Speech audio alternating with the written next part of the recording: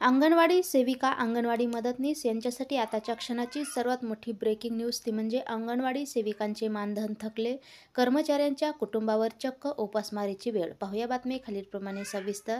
तत्पूर्वी चॅनलला अजूनही सबस्क्राईब केले नसेल तर सबस्क्राईब करा, समोरील बेललाही क्लिक करा म्हणजे असेच नवनवीन लेटेस्ट अपडेट तुम्हाला पाहता येतील. राज्यातील तब्बल 2 लाख अंगणवाडी कर्मचाऱ्यांचे मार्च महिन्याचे मानधन रखडले आहे. यामुळे अंगणवाडी कर्मचाऱ्यांवर उपासमारीची वेळ आली आहे.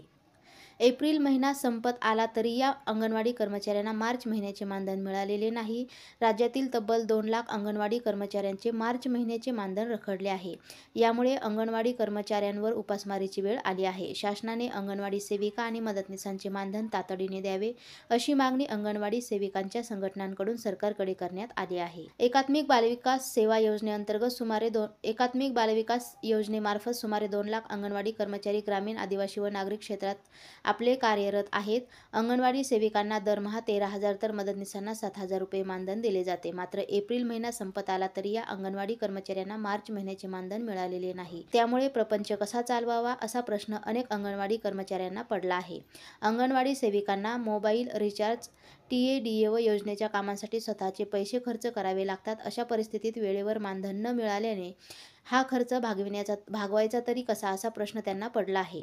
सरकारने अंगणवाडी कर्मचाऱ्यांच्या मानधनाचा निधी वेळेवर द्यावा अशी कर्मचाऱ्यांनी मागणी केली आहे. वेळेवर मानधन न मिळाल्याने घर खर्च कसा चालवायचा हा प्रश्न अनेक अंगणवाडी सेविकांना पडला आहे, असे अंगणवाडी संघटनेच्या जिल्हा प्रमुख ॲडव्होकेट जीविता पाटील यांनी सांगितले आहे.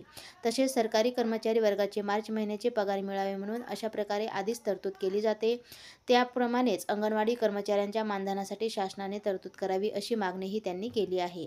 तर 4 ऑक्टोबर 2024च्या शासन निर्णयानुसार अंगणवाडी सेविकांना 2,000 रुपये तर मदतनीसांना 1,000 रुपये प्रतिमाह प्रोत्साहन भत्ता देण्याचे आदेश देण्यात आले आहेत. पण गेल्या 7 महिन्याचे अंगणवाडी सेविकांचे 13,000 आणि मदतनीसांचे 7,000 प्रोत्साहन भत्ता व त्यांची रक्कमसुद्धा अजूनपर्यंत मिळालेली नाही. तो लवकर देण्यात यावा अशी मागणी महाराष्ट्र राज्य अंगणवाडी कर्मचारी संघांतर्फे महिला व बालविकास विभागाकडे अनेकदा करण्यात आली आहे.